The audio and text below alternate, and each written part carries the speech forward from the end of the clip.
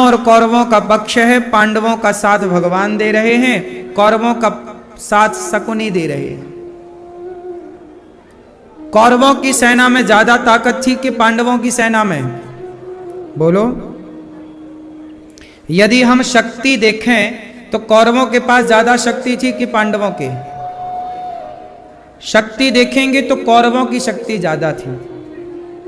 शक्ति किसकी ज्यादा थी? कौरवों की, क्योंकि पितामह भीष्म उनके साथ थे, गुरु द्रोणाचार्य जैसे योद्धा उनके साथ थे, दानवीर कर्ण जैसे योद्धा उनके साथ थे। पांडवों के साथ कौन था? एक कृष्ण, वो भी बोल चुके हैं कि मैं अस्त्र शस्त्र नहीं उठाऊंगा। लेकिन यहां पर आपको एक बात समझनी है कि शक्ति कितनी भी ज्यादा हो, आपकी शक्ति की जीत नहीं होती, सत्य की जीत होती है। शक्ति नहीं जीतती, कौन जीतता है? सत्य। इसलिए परेशान ना हुआ करो। सत्य भले थोड़ा है पर जीत सत्य की होनी है। झूठ, कौरवों ने झूठ बोला, कौरवों ने गलत किया, गलत किया पर गलत का परिणाम भी तो मिला ना। आप लोग प्रश्न करते हो, गुरुजी हम अच्छा करते हैं हमारे साथ बुरा होता है, जो बुरा बुरा कर रहे हैं उनके साथ देखो सब कुछ बढ़िया बढ़िया है, मौज कर रहे हैं, मस्ती कर रहे हैं, गलत कर रहे हैं फिर भी सुखी हैं, हम सही कर रहे हैं फिर भी दुखी हैं। ऐसा आपका सवाल है। देखो, आप सही कर रहे हैं, लेकिन सही कर रहे हैं इसका मतलब ये नहीं कि आप मेहनत ना करें। आप मेहनत करिए, अच्छी प्लानिंग करिए और सही राह पर मेहनत करिए और सही राह पर आगे बढ़िए तो आप सफल होंगे। और जो आप कह रहे हैं ना कि वो पाप कर रहा है, गलत कर रहा है और वो आगे बढ़ रहा है, तरक्की कर रहा है, सुनो, गलत करने वाला कभी तरक्की नहीं करता। महीने, 2 महीने, साल, 2 साल, 5 साल तरक्की दिखती है साहब, लेकिन गलत करने वाला ज्यादा से ज्यादा 10 साल, उसके 10 साल में परिणाम आने शुरू हो जाएंगे। दुर्योधन ने गलत किया, पांडवों की संपत्ति हड़प ली, लेकिन कितने दिन चली? बोलो, कितने दिन चली? बेईमानी की कमाई संपत्ति जल्दी नष्ट हो जाती है। मेहनत और ईमानदारी की संपत्ति कई पीढ़ियों तक चलती है। पुराने जमाने में आपने सुना होगा, पीढ़ी दर पीढ़ी संपत्ति बनी रहती है। भाई ये बाप दादाओं की धन संपदा थी तो उसे बच्चे ने और बनाया, फिर बच्चों ने और बनाया। कई लोग ना खानदानी अमीर हैं, क्यों? और कुछ लोग अमीर होते हैं, सफल होते हैं, फिर जहां की तहां के खड़े हो जाते हैं, क्यों? ईमानदारी से चलोगे तो देर में तरक्की होगी, लेकिन वो लंबे समय तक टिकेगी तरक्की, धन। और यदि बेईमानी से धन कमाया तो कितने दिन टिकेगा? लोग बनते हैं और बिगड़ जाते हैं, नाम हुआ खत्म। बनाए रखना ये अधर्म से नहीं हो सकता, कोई देखे ना देखे। पांडवों का धन हड़प लिया कौरवों ने, तो कौरवों ने क्या वो धन पचा पाए? लोग बेईमानी करते जरूर हैं साहब, लेकिन बेईमानी पचती नहीं, किसी को नहीं पचती। आप में से किसी का पेट ऐसा नहीं बनाया ईश्वर ने जो बेईमानी का धन पचा सको। हां, 10 साल, ज्यादा से ज्यादा 5 और 10 साल तक रह सकता है, अधिक से अधिक 14 वर्ष, बस 15वें वर्ष में तो खेल चालू हो जाता है। हाँ या ना? हमने कितने लोगों को देखा, बहुत अमीर थे बहुत गरीब हो गए, कुछ लोगों को देखा बहुत गरीब थे बहुत अमीर हो गए। क्या से क्या हो गए देखते देखते। हमने रोडपति को करोड़पति बनते देखा और करोड़पति को रोडपति बनते देखा, देखा है हमने अपनी आंखों से। आप लोगों ने देखा कि नहीं? बोलो, क्यों देखा? बेईमानी की ना तो आया ना। काहे जब तुम करोड़पति थे तो रोडपति काहे आ गए? क्योंकि तुम करोड़पति बने ही बेईमानी करके थे, तब तो चला गया। ईमानदारी से बने होते तो क्यों जाता? ईमानदारी की संपत्ति कहीं नहीं जाती। तुम ताला खोल दो, ईमानदारी का, मेहनत का चोर भी नहीं चुरा सकता। ईमानदारी का पैसा, मेहनत का पैसा किसी को पचेगा ही नहीं, ले जाएगा तो वापस देना पड़ेगा उसके बाप को। पहले की संपत्तियां ईमानदारी की थी, मेहनत की थी। आज की संपत्तियां बेईमानी की ज्यादा है। आज बताओ, जितने भी कुछ परसेंट, 5% छोड़ दो, 95% लोग बेईमानी कर रहे हैं कि नहीं? बोलो हाँ। आज पूरे बाजार में पैसा बेईमानी का ज्यादा है।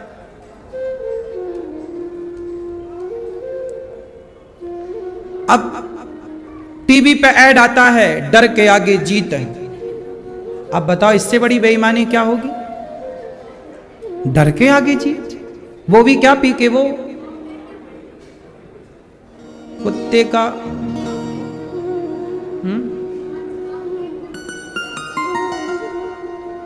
दाने दाने में केसर का दम। इससे बड़ा झूठ हो सकता है? बोलो भाई, है उसमें दम केसर का? केसर का दम तो केसर में होता है साहब, गुटके में नहीं होता। लेकिन बिक तो इसी नाम से रहा है। बेईमानी है कि नहीं है? झूठ है कि नहीं है? लेकिन एक बात याद करना, ये सारे बेईमानी करने वाले लोगों का बैकग्राउंड चेक करना, इनके आखिरी अंत में ना रोने वाला कोई नहीं बचता। जितने ये बेईमानी करके धन्ना सेठ बनते हैं, इनका एक बार घर तो देखो झांक कर। बाहर से बड़े बड़े महल होते हैं, भीतर कोई रोने वाला नहीं है। क्यों नहीं समझते आप लोग इन बातों को? बड़े बड़े महलों में बड़े बड़े महल दिखाई पड़ते हैं, लेकिन भीतर जाके देखो, अमीर लोग, बड़े अमीर, गलत काम करके अमीर हो गए ना, अंदर झांक कर देखो, कहीं पत्नी चली गई, भाग गई, कहीं बेटा चला गया, बुढ़ापा है, कोई पानी देने वाला नहीं है। हमने खूब स्थितियां देखी हैं ये सब। आदमी जवानी में तो खूब गर्म खून में उल्टे काम करता है, कौन देखेगा, अरे देख लेंगे भगवान, हम तो ब्रह्मा को नहीं डरते, लोग ऐसे कहते हैं। लेकिन जब समय आता है ना, तो अच्छी अच्छी अकड़ निकल जाती है। ईश्वर की अदालत से बचा कौन? ईश्वर की आंखों से कौन बचा कि तुम बच लोगे? इसलिए ज्यादा अकड़ ना रखो, सब ईश्वर देख रहे हैं। और आप बिल्कुल परेशान ना हुआ करो कि वो तो बेईमानी कर रहा है, करने दो उसे बेईमानी। तुम चुपचाप देखते रहो कि उस बेईमानी का कितने दिन बाद परिणाम आएगा। तुम ना करना बेईमानी, तुम धन्ना सेठ बनने के चक्कर में गलत ना करना, वरना तुम्हारा भी हाल बिगड़ जाएगा। आजकल का लड़का, आजकल की लड़कियां और लड़के और यूथ और आज का समाज जल्दी से सबको धन्ना सेठ बनना है। आजकल मेहनत कोई नहीं करना चाहता, सब लोग मोबाइल पे जुआ डाउनलोड कर लेते हैं और सब लोग, आज के नौजवान लड़के ऑनलाइन जुआ खेल रहे हैं। उनको लगता है लाख 2 लाख कमा लेंगे, ऐसे ही कमा लेते। तुम्हें देने के लिए बैठे होते वो जुआ कंपनी के ऐप कंपनी वाले, तो वो गरीब ना हो जाते? वो करोड़पति नहीं अरबपति हो गए, तुम हो गए झंडू बाम।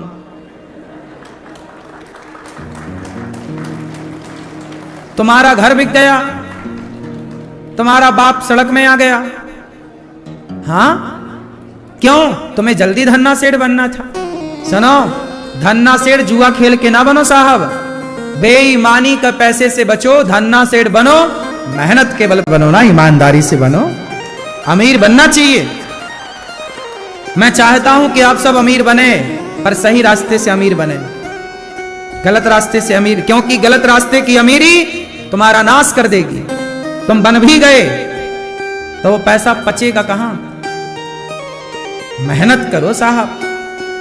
अब अनिरुद्धाचार्य देखो आप लोगों के सामने है, मैं भी तो तुम्हारी उम्र का बच्चा हूं ना, मेरी उम्र के बहुत यहां लड़के बैठे हैं, बहुत सारे आप दादा मैयाओं के, तुम्हारा बेटा मेरी उम्र का होगा, मैं 34 साल का हूं, 34 रनिंग चल रही है। मेरा बेटा, तुम्हारा बेटा मेरी उम्र का होगा, तो किसी का पोता मेरी उम्र का होगा। ये मैया बूढ़ी बूढ़ी बैठी है, इनके पोते मेरी उम्र के होंगे, तुम्हारा पोता भी मेरे से बड़ा हो सकता है। मैं भी तो जुआ खेल सकता हूं ना, तुम ही जीत सकते हो क्या? मैं भी तो खेल सकता हूं जुआ, पर मैं ये रास्ता चुनता ही नहीं, मैं बेईमानी से लेते ही नहीं ना, शौक ही नहीं, मेहनत करने की आदत है ना, मेहनत करके खाने की आदत है। आदत ही नहीं है बेईमानी, बनने नहीं हमें धन्ना सेठ। आप अपने बच्चों को बताओ, आजकल जितना भी क्राइम हो रहा है, अपराध हो रहा है, केवल इसी चक्कर में कि लोगों को जल्दी धन्ना सेठ बनना। ये लड़कों को मोबाइल का शौक रहता है, मेरे पास भी बड़ा मोबाइल हो, बड़ा वाला आईफोन हो, उसके लिए क्या करते हैं, मोबाइल चुरा लेते हैं। आज कितने सारे नौजवान लड़के मोबाइल चोरी का काम कर रहे हैं, पूरे भारत में बहुत खासा बिजनेस चल रहा है। बड़े बड़े शहरों में तुम जाओ, मोबाइल वाले पीछे से लेके भाग जाते हैं। कौन है ये लोग? वही हैं जिनको जल्दी से धन्ना सेठ बनना। कितने दिन चलेगा ये सब काम? कब तक चलेगा? कभी ना करना साहब। चोरी बेईमानी से बचो। सोना पड़ा हो सामने, आंखें बंद करके आगे चले जाओ, ये ईमानदारी है। किसी का धन पड़ा है, पड़ा रहे, मैं कभी नहीं उठाता। मेरे सामने लाख रुपए नहीं करोड़ पड़ा हो, मैं रास्ता बदल देता हूं, कभी नहीं उठाता। किसी का 1 रुपए पड़ा हो या 1 करोड़, मैं नहीं देखता उसकी तरफ। मेरी मेहनत का 100 रुपए है, वो 100 रुपए मैं लेना पसंद करूंगा ईमानदारी का। मुझे चाहिए ही नहीं बेईमानी का, तुम ले जाओ।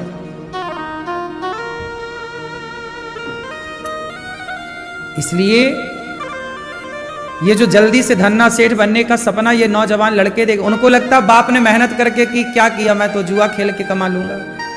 नहीं साहब, वो जुआ का पैसा कहां टिका, कितने बर्बाद हो गए। जुआ खेला कौरवों ने तो उनका धन चला गया, वनवास जंगल जंगल घूमना पड़ा पांडवों को जुआ के कारण। गलत तरीके का पैसा गलत ही है। पैसे, सब पैसा भी तो पचाऊ नहीं है, सब पैसा थोड़ी पचता है। क्यों जी पचता है? ईमानदारी का पैसा पचता है साहब, मेहनत का, जो ईमानदारी से पसीना बहा है। गलत पैसे से बचो। बच्चों को बताओ ये सब बातें कि बेटा गलत पैसा ना कमाओ। यदि गलत ना कमाएंगे ना तो भारत का क्राइम खत्म हो जाएगा, जीरो हो जाएगा। अपराध, आज सारे अपराध इसी चक्कर में है, सबको धन्ना सेठ बनना है, जल्दी बनना है। आजकल लोग वेट नहीं कर रहे हैं, जल्दी बनना है। आजकल लोग काम नहीं कर रहे हैं ईमानदारी से, ईमानदारियां समाप्त हो गई। आजकल लोग ईमानदार नहीं है। अब अधिकांश लोग, अब बताओ आज के जमाने में विश्वास करने योग्य लोग बचे हैं? कम बचे हैं। आप जिस पर विश्वास करते हैं वही धोखा देके भाग जाता। हर फील्ड में आज धोखेबाजी हर जगह आपको मिलेगी,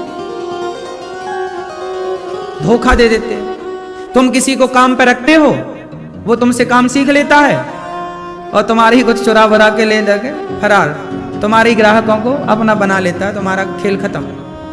मतलब यही माँ, वो मतलब जिस पत्तल पर खाया छेद कर दिया। ऐसे लोग हैं या नहीं? बोलो।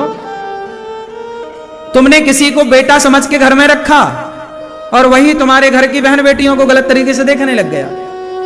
बोलो हाँ नहीं? ये क्या है? ये विश्वासघात है।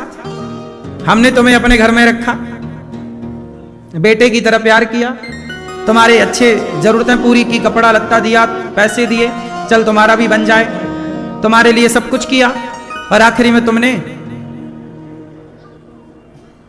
बहन बेटियों को गलत तरीके से देख लेते हैं या भाग जाते हैं, लेके पैसे ले लिए भाग गए, अब तो मिल ही गए। ये सब कुछ नोट हो रहा है बेटा, सब कुछ। ये रास्ता ना अपनाना। मेरा सिद्धांत बचपन का रहा है, पता नहीं ईश्वर ने मुझे ये विचार दे के भेजा है इस धरती पर। मेरे ऊपर किसी के यदि 100 रुपए भी आ जाएं, यदि मैं 100 रुपए का भी कर्जेदार हो जाऊं तो मैं छटपटा जाता हूं कि कितने जल्दी इसका चुकाऊं। जब तक चुक ना जाए चैन नहीं आता। किसी का 1 रुपए मेरे ऊपर कर्जा नहीं, किसी, आज तक देखिए इतनी सारी सेवाएं चल रही हैं ना, मैं कर्जा लेके नहीं करता काम। मैं कर्जे से बहुत बचता हूं, डर लगता है मुझे कर्जे से। किससे डर लगता है? मैं बैंक के कर्जे से भी डर लगता है मुझे। डर मतलब ये नहीं, डर इस बात का कि मैंने आपसे पैसा ले लिया और यदि मैं मर गया, मैं चुका ना पाया, तो मुझे अगला जन्म तुम्हारे पैसे चुकाने के लिए कुत्ता बन के आना पड़ेगा। और मैं तुम्हारे इस पैसे के चक्कर में अपना जीवन नहीं बिगाड़ना चाहता, अपना परलोक नहीं बिगाड़ना चाहता। ये मानव का जीवन बड़े अच्छे कर्मों के लिए ईश्वर ने दिया है।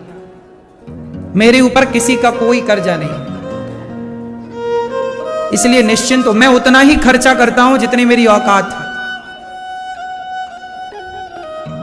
गौरी गोपाल जब बना तो मैंने बैंक से लोन लिया, बैंक से लोन लेना पड़ा, पैसे नहीं थे, बनाना था। माताएं थीं तो कहां रखता, लेना पड़ा। 15 साल का लोन, 15 साल के लिए लोन लेना, 15 साल के लिए लोन लिया था मैं। लेकिन मुझे 15 साल के लोन को मैंने जल्दी जल्दी कोशिश की, मेहनत की, और मैंने उस पैसे को जल्दी चुका दिया 4-5 साल में ही। मैंने कहा कर्जा नहीं रखना। जिंदगी जितना हम नमक रोटी खाएंगे और क्या होगा, हमें नहीं खाना रबड़ी, नहीं खाना रसमलाई, लेकिन कर्जा होगा ना तो मजा नहीं आएगा। जब आप निश्चिंत होके दाल रोटी खाते हो ना साहब, वो दाल रोटी भी लगती है, और टेंशन लेके 56 भोग खाओ ना तो भी लगता नहीं है। बात सही है कि गलत है? हाँ, हम कहते हैं बिल्कुल नमक रोटी खाओ साहब, दिक्कत नहीं है, चटनी खाओ टमाटर की रोटी के साथ। बेईमानी नहीं, बैंक के साथ भी क्यों, मैं सरकार के साथ, बैंक के साथ क्यों, और आप लोगों के साथ भी क्यों, किसी के साथ। मेरे पास जितना पैसा है मैं उतना ही काम करता हूं, बस मैं काम रोक देता हूं। अभी गौरी गोपाल का 1st फ्लोर में काम चल रहा है, मैंने 2nd फ्लोर का काम पूरा रोक रखा है, क्योंकि अभी वहां पर केवल प्लास्टर हुआ है, अभी एक कील नहीं लगी, ना वहां पे पुट्टी हुई, ना पेंट हुआ, ना नीचे टाइल लगी, ना चौखट लगी, ना दरवाजा लगा, ना वॉशरूम में कोई फिटिंग हुई। मैंने काम नहीं कराया, क्योंकि जितना पैसा आएगा उतना काम करेंगे, हम कर्जा नहीं लेंगे।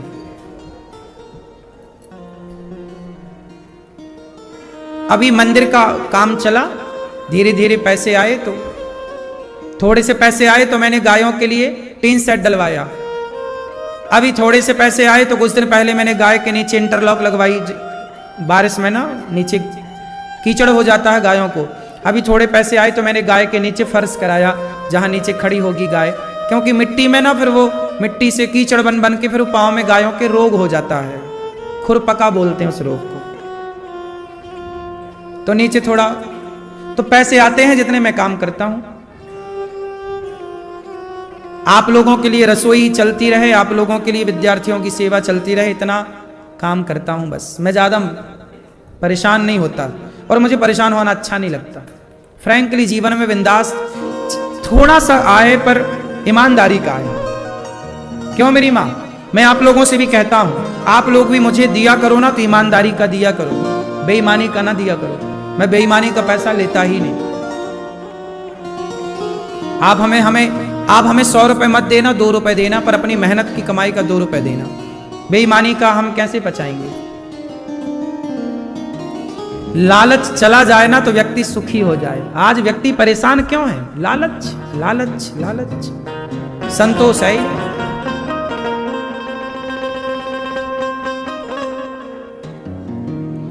मुझे कोई शौक नहीं है, सेवा करने की आदत है, शौक है सेवा का। बाकी ना मुझे बड़ी गाड़ियों का कोई शौक है, ना घूमने फिरने का शौक है। मैं तो देखो काम करता हूं, सिर्फ काम। 3 बजे से 6 बजे तक कथा सुनाता हूं, 6:30 बज जाता है, आप घड़ी देख लेना। आप लोगों से मिलते मिलते 7 बजे फिर आकर बैठ जाता हूं प्रश्नोत्तरी में।